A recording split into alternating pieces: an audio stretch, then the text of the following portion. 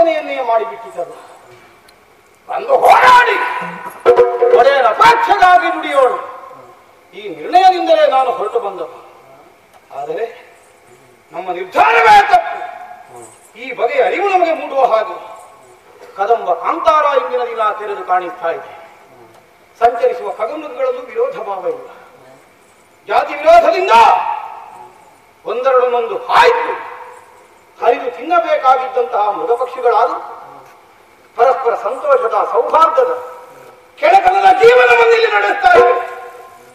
ಹಾಗಿದ್ರೆ ಒಂದು ದುಷ್ಟ ಮೃಗಗಳಿಗಾದರೂ ಮನ ಪರಿವರ್ತನೆ ಆಗುವುದಕ್ಕೆ ಅವಕಾಶವಾಗುವ ಹಾಗೆ ಪ್ರಕೃತಿಯನ್ನೇ ಆಳವಲ್ಲ ಸಾಮರ್ಥ್ಯವನ್ನು ಹೊಂದಿದ ಆಕೆ ಪ್ರಭಾವವನ್ನು ಕಾಣಿಸಿದ್ದಾಳೆ ಅನ್ನುವುದು ನಮಗರಿವಾಗುತ್ತದೆ.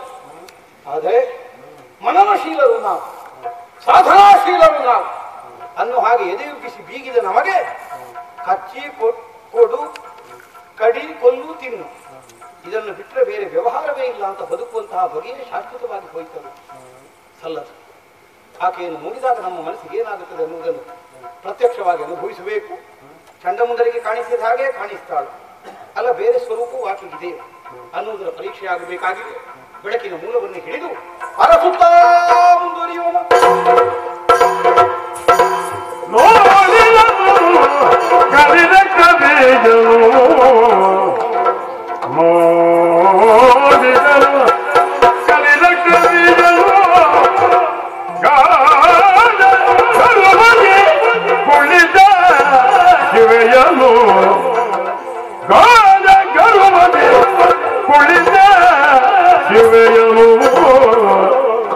ಆಗಿದನು ಕಣ್ಣೊಳಗೆ ಇವಳನು ತಿಳಿಯಲೇ ಇನಿತಾಗೆ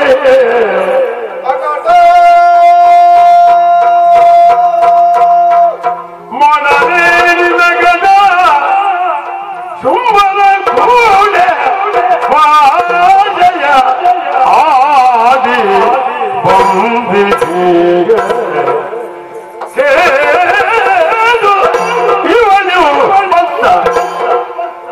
ಆದರೂ ನುಡಿಸಿದ ಬೆಯನುದ ನೋಡಿದನು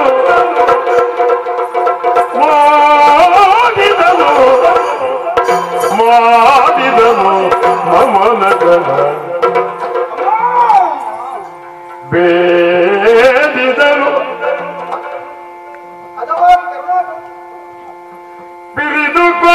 ಬಿರಿದುಕೊಂಡಾದಿರವು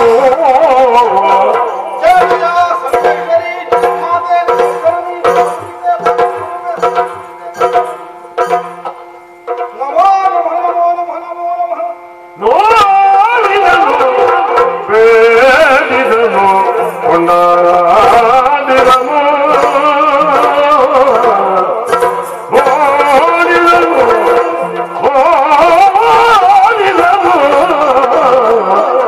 ನೋಡಿದನು ನೋಡಿದೆ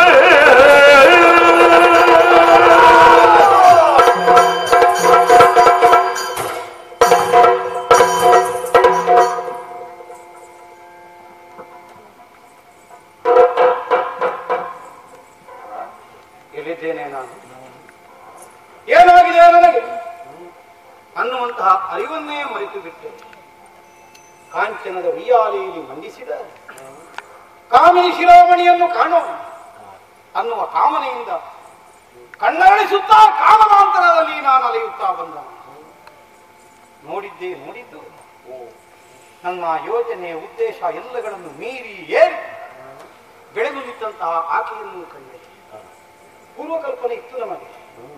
ಕೇವಲ ಚಂಡಮುಂಡರು ಹೆಣ್ಣನ್ನು ಕಂಡಾಗ ಆಕಸ್ಮಿಕವಾಗಿ ನಾನು ಕಂಡಮಾನ. ಚಂಡಮುಂಡರು ವ್ಯಾಜಾಂತರದಿಂದ ಅಂಡಲೆಯುತ್ತಿದ್ದ ಕಾಲಕ್ಕೆ ಅವರ ದೃಷ್ಟಿಪಥಕ್ಕೆ ಇವಳು ಬಿದ್ದವಳು. ಆದ್ದರಿಂದಲೇ ಹಿನ್ನೆಲೆಯನ್ನು ಗ್ರಹಿಸುವಲ್ಲಿ ಅವರು ವಿಭ್ರಮೆಗೊಳಗಾದರೆ ವಿಶೇಷ ಅಲ್ಲ. ಆದರೆ ಒಂದು ಪೂರ್ವಕಲ್ಪನೆಯಿಂದ ನೆಲೆಸಿದವಳು ಇಂಥವಳು ಇರಬೇಕು ಅನ್ನುವ ದೃಷ್ಟಿಯನ್ನು ಇಟ್ಟುಕೊಂಡೇ ಹುಡುಕಿದ ನನ್ನ ದೃಷ್ಟಿಗೆ ಬಿದ್ದಾಗ ನನಗೆ ವಿಭ್ರಮೆಗೊಳಗಾಗಿ ಹೋಗ್ತದೆ ಅಂತಾದರೆ ಎಂತಹ ವರ್ಚಸ್ಸು, ಎಂತಹ ವರ್ಚಸ್ಸು. ಇದನ್ನು ಅರ್ಥೈಸಿಕೊಳ್ಳುವುದಕ್ಕೆ ಸಾಮರ್ಥ್ಯ ಸಾಲದೆ ಹೋಯಿತಾನೆ. ಕಂಡ ಹೆಣ್ಣುಗಳ ಕುರಿತು ಕುರಿತಾಗಿ ಅಪೇಕ್ಷೆಯನ್ನು ಪ್ರಕಟಿಸುವ ಲಂಪಟತನದ ಜೀವನವನ್ನು ಸಾಗಿಸಿದವರಲ್ಲ ಚಂಡಮುಂಡ. ಹುಟ್ಟು ಬ್ರಹ್ಮಚಾರಿಗಳು ಮಾತ್ರವಲ್ಲ, ಬ್ರಹ್ಮದೇವನ ಆದೇಶಾನುಸಾರವಾಗಿ ಬ್ರಹ್ಮಚರ್ಯವನ್ನೇ ಜೀವನವಾಗಿ ಸ್ವೀಕರಿಸಿದರು. ಜೀವನದಲ್ಲಿ ಕೆಲವು ವರ್ಷ ಬ್ರಹ್ಮಚರ್ಯ ಕೆಲವರಿಗೆ ಬರ್ತದೆ, ದೊಡ್ಡ ವಿಷಯ ಅಲ್ಲ. ಆದರೆ ಬ್ರಹ್ಮಚರ್ಯವನ್ನೇ ಜೀವನ ಅಂತ ಸ್ವೀಕರಿಸಿದವರು ಚಂಡಮುಂಡ. ಅಂಥವರು ಇಂದಿನ ದಿನ ಮರಣವನ್ನು ಕಾಣುವಂತಹ ಬಲಿಯಾಗಿ ಹೋಗಿದೆ ಅಂತಾದ್ರೆ ಲೋಕದಲ್ಲಿ ತಾಯ ಬಸಿರಿಂದ ಹೊರಗೆ ಬಂದ ಯಾವ ಹೆಣ್ಣಿಂದಲೂ ಚಂಡಮುಂಡರ ಬ್ರಹ್ಮಚರ್ಯ ಕೆಡಿಸಲಿಕ್ಕೆ ಆಗುವುದಿಲ್ಲ. ಆಗುವುದಾದ್ರೆ ಅವರು ಇಷ್ಟು ವರ್ಷ ಬದುಕುತ್ತಿರಲಿಲ್ಲ, ಮೊದಲೇ ಹೋಗುತ್ತಿದ್ದರು. ಇಷ್ಟು ವರ್ಷ ಬದುಕಿದ್ದಾರೆ ಅಂತ ಆದ್ರೆ ಪ್ರಕೃತಿಯಲ್ಲಿ ಒಗೆದ ಯಾವಳೆ ಹೆಣ್ಣಿನಿಂದ ಅವಳ ಬ್ರಹ್ಮಚರ್ಯವನ್ನು ದೆಸೆಗೆಡಿಸಲಿಕ್ಕೆ ಆಗಲಿಲ್ಲ ಅಂತ. ಇವಳಿಂದ ಸಾಧ್ಯ ಆಗಿದೆ ಅಂತ ಆದ್ರೆ ಇಚ್ಛಾ ಮಾತ್ರ ಸಮನ್ವಿತ ಎನಿಸಿಕೊಂಡರು. ತಾನಿಚ್ಛಿಸಿದ್ದನ್ನು ಲೀಲಾಜಾಲವಾಗಿ ಮಾಡಿ ಪೂರೈಸಬಲ್ಲ ಸಾಮರ್ಥ್ಯವಿದ್ದರು. ಇಷ್ಟನ್ನೂ ಚಂಡಮುಂಡರ ವಧೆಯಿಂದ ನಮ್ಮೊಡೆ ಅರ್ಥ ಮಾಡಿಕೊಳ್ಳಲಾರದೆ ಹೋಗುತ್ತಾನೆ ಅಂತಾದರೆ ಅವನ ಬುದ್ಧಿಗೆ ಮೌಢ್ಯ ಬಂದದ್ದಲ್ಲ. ನಮ್ಮ ದಾನವ ಸಾಮ್ರಾಜ್ಯಕ್ಕೆ ಸರ್ವನಾಶವಾಗುವ ಕಾಲ ಬಂದದ್ದು. ಮೃತ್ಯು ದೇವತೆ ತನ್ನ ಕರಾಳವಾದಂತಹ ಹಣೆಯನ್ನು ಸ್ವೀಕರಿಸುವುದಕ್ಕೆ ಸಿದ್ಧವಾಗಿದೆ ಎಂದ ಮೇಲೆ ಅದರ ಹೊಡೆತದಿಂದ ತಪ್ಪಿಸಿಕೊಳ್ಳುವುದಕ್ಕೆ ನಾವೇನು ಯತ್ನಿಸಿದರೂ ಹೇಗೆ ಸಾಧ್ಯವಾಗುತ್ತದೆ? ಕಾಲಾಯ ತಸ್ಮೈ ನಮಃ. ಕಾಲಕ್ಕೆ ತಲೆವಾಗಲೇಬೇಕು. ಮೊನ್ನೆ ಕಾಲನನ್ನು ನಾವು ದೆಸೆಗಿಳಿಸಿದ್ದೇವೆ ಯುದ್ಧದಲ್ಲಿ. ದೊಡ್ಡ ಕಿರೀಟ ಇಟ್ಟುಕೊಂಡು ಬಂದಿದ್ದ ದಂಡದರ ಕಾಲ, ಅವನನ್ನು ನಿಯಂತ್ರಣ ಮಾಡಲಿಕ್ಕೆ ನಮಗೆ ಬರ್ತದೆ. ಆದರೆ ಕಾಲವನ್ನು ನಿಯಂತ್ರಿಸುವುದಕ್ಕೆ ಕಾಲನನ್ನು ಗೆದ್ದವನಿಗಾದರೂ ಆಗುವುದಿಲ್ಲ ಅನ್ನುವಂತಹ ಅರಿವಿನ ಕಾಲ ಈಗ ನಮಗೆ ಬಂದು ಹೋಗಿದೆ. ಆದರೆ ಮಾಡಲೇನು, ನಮಗೆ ತಿಳುವಳಿಕೆ ಬರುವಾಗ ಬೆಳಗಾಗಿ ಆಗಿದೆ. ಈ ನಾಡಿಯು ಪ್ರಯೋಜನ ಇಲ್ಲ. ಆದ್ದರಿಂದಲೇ ಒಡೆಯನ ಮುಂಭಾಗದಲ್ಲಿ ಪಂಥದ ನುಡಿಗಳನ್ನಾಡಿ ಹೊರಟು ಬಂದವೋ ಮಾಡಿದ್ದಕ್ಕೊಂದು ಪ್ರಾಯಶ್ಚಿತ್ತ ಆಗಬೇಕು. ಒಂದೋ ಈಕೆಯ ಕಾಲಿಗೆರಗಿದ್ದರಿಂದ ಪ್ರಾಯಶ್ಚಿತ್ತ ಆಗಬೇಕು.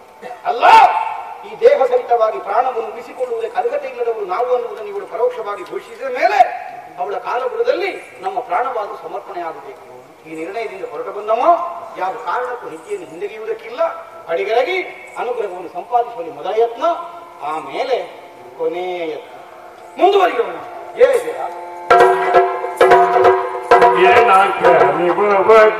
ನೀನೇ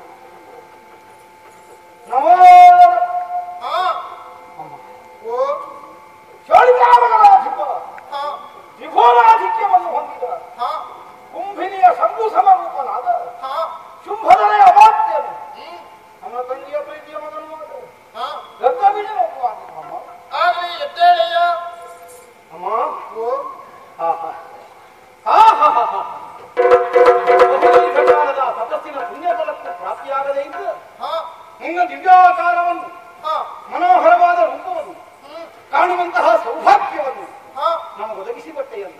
ಸರಿ. ಒಂದು ವಿಧದಿಂದ ನಾವು ಜೀವನ ಸಾರ್ಥಕ್ಯವನ್ನು ಹೊಂದುವ ಕ್ಷಣ ಇದು ಅಂತ ನಮಗೆ ಸಂಭ್ರಮ ಆಗುತ್ತದೆ. ಯಾಕಂದ್ರೆ ಹಂಬಲಿಸಿದವರಿಗೆ ಸಿಗದಾ ಇದ್ದ ನಿನ್ನ ಇಂಬಾದ ರೂಪವನ್ನು ಕಣ್ತುಂಬಿಸಿಕೊಳ್ಳುವ ಸೌಭಾಗ್ಯ ನಮ್ಮವರಿಗೆಲ್ಲ ಬಂದು ಬಿಟ್ಟಿತಲ್ಲ ಅನ್ನುವುದ ಕಾರಣ. ಆದರೆ ಮರುಕ್ಷಣದಲ್ಲೇ ಒದಗುವ ಭೀಕರವಾದ ಪರಿಣಾಮವನ್ನು ಆಲೋಚಿಸುವಾಗ ಎದೆಯಲ್ಲೇ ನಡುವ ಪ್ರಾರಂಭ ಆಗ್ತದೆ. ಅಮ್ಮ ಸಾಹಿತ್ಯಕ್ಕೆ ಯಾರಿಗೂ ಮನಸ್ಸು ಹೇಳ್ತೇವೆ, ನಾವು ಯಾವುದಕ್ಕೆ ಹೆದರುವವರಲ್ಲ ಅಂತ. ಆದ್ರೆ ಮರಣ ಕಲಿಯುವ ಗುಣ ನಮಗೂ. ಆದ್ದರಿಂದಲೇ ವಿಧಾತದಿಂದ ಬಗೆ ಬಗೆಯಾಗಿ ವರವನ್ನು ಪಡೆದವರು, ಆದ್ರೆ ಎಲ್ಲವನ್ನು ಮುಗಿಸುವ ನಿರ್ಣಯವನ್ನು ತಳೆದೇ ನೀನು ಬಂದಿದ್ದಿ ಅನ್ನುವುದಕ್ಕೆ ಈಗಾಗಲೇ ಧೂಮ್ರಾಕ್ಷ ಗಂಡಮುಂಡಾದಿಗಳ ವಧೆ ನಮಗೆ ಪುಷ್ಟಿಯನ್ನು ಒದಗಿಸ್ತದೆ. ನಿಜ ಅಮ್ಮ. ಆದ್ರೆ ನಮಗೆ ಇಷ್ಟ ಆಗುವುದು ನಾನು ಬಂದದ್ದು ನಿನ್ನನ್ನು ವಿರೋಧಿಸುವುದಕ್ಕಲ್ಲ, ಮತ್ತೆ ಸಂಭ್ರಮದಿಂದ ಸಂತೋಷದಿಂದ ನಿನ್ನನ್ನು ಒಲಿಸಿ ಕರೆದೊಯ್ಯೋಣ. ಯುದ್ಧಕ್ಕೆ ಬಂದವ ಹೌದಾದರೆ ಈ ಕುಂದಣದ ಅಂಗನೆಯಾಗ ನನಗೆ ರಥೆಯಲ್ಲಿ ಬಂದರೆ ಸಾಕಾಗುವುದು ಅಲ್ಲವೇ? ಒಂದಿಗೆ ಜನ ತಂದದ್ದು ಯಾಕದು? ಈಗ ನಿನ್ನನ್ನು ಈ ಸಲ ಹೊತ್ತುಕೊಂಡು ಮೆರವಣಿಗೆ ಮಾಡಬೇಕು ನಮ್ಮ ತೋರಿತಾ ನಗರಕ್ಕೆ ಕರೆದುಕೊಂಡು ಹೋಗಿ ನಮ್ಮ ಒಡೆಯನಿಗೆ ಮದುವೆ ಮಾಡಿಸುವುದು, ಮದುವೆ ನಡೆಸಿ ಅನವರ್ತದಿಂದ ಪಾದ ಸೇವೆ ನಾನು ಮಾಡುವುದು, ಜೀವನ ಧನ್ಯತೆಯನ್ನು ಕಾಣುವುದು. ಅಮ್ಮ ಈ ತನಕ ಹಲವರ ಎದೆಮೆಟ್ಟಿ ಬದುಕು ಸಾಗಿಸಿದರು. ಈ ಸಲ ನಿನಗೊಂದು ತಲೆವಾಗಿಸಿ ಬದುಕು ಅಂತ ಯೋಚನೆ ಮಾಡಿದ್ದೇವೆ. ನಮ್ಮ ಆಲೋಚನೆಗೆ ನೀನು ಹದವಾಗಿ ಒಪ್ಪಿ ಬಂದು ನಮಗೆ ಮುಖ ಕೊಡಬೇಕು ಅನ್ನುವುದೇ ನನ್ನ ಈ ಬದಿಯ ಪ್ರಾರ್ಥನೆ. ಕದಭಾವನದಲ್ಲಿ ಹೆಣ್ಣೊಬ್ಬಳಿದ್ದಾಳೆ ಎನ್ನುವಂತಹ ವಿಚಾರವನ್ನು ತಿಳಿದಂತಹ ನೀನು ಈ ಮೊದಲು ಬಂದವರ ಹಾಗೆ ಬರಲಿಲ್ಲ. ವಿಧ ವಿಧವಾಗಿ ನನ್ನನ್ನು ಸ್ತುತಿ ಮಾಡಿದೆಯ, ಸಂತೋಷವಾಯಿತು. ಅಮ್ಮಮ್ಮ ಧನ್ಯನಾದೆ ನಾವು. ಆದ್ರೆ ನನಗೊಂದು ಅನುಮಾನ ಕಾಡುತ್ತಾ ಇದೆಯಲ್ಲ, ರಾಜನ ಸಂತತಿಯಲ್ಲಿಯೂ ಕೂಡ ನಿನ್ನಂತಹ ವಿವೇಕಿಗಳಿದ್ದಾರಲ್ಲ ಎಂಬ ಹಾಗೆ. ನಮ್ಮದೆಂತ ವಿವೇಕ, ನಮ್ಮದು ವಾಮನ ರೂಪ. ನಾನು ಯೋಚಿಸಿದ್ದೆ,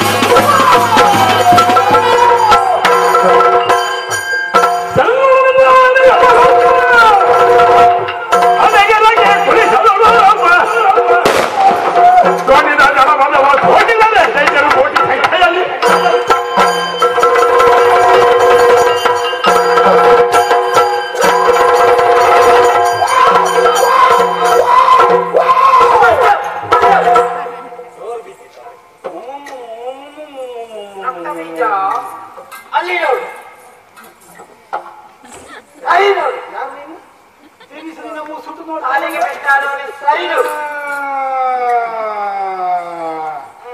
ಇಂದ್ರಾಣಿ ವಜ್ರಾಘಾತ ಹಣೆಯಿಂದ ಸೋರುವ ರಕ್ತವನ್ನು ಬೊಗಸೆಯಲ್ಲಿ ಸಂಗ್ರಹಿಸಿ ರಕ್ತ ಸಂಗ್ರಹದ ಉದ್ದೇಶ ನಿಮಗೆ ಗೊತ್ತಿಲ್ಲ. ಏನು ನಿಮ್ಮ ಕಥೆ ಮುಗಿಸ್ತೇನೆ.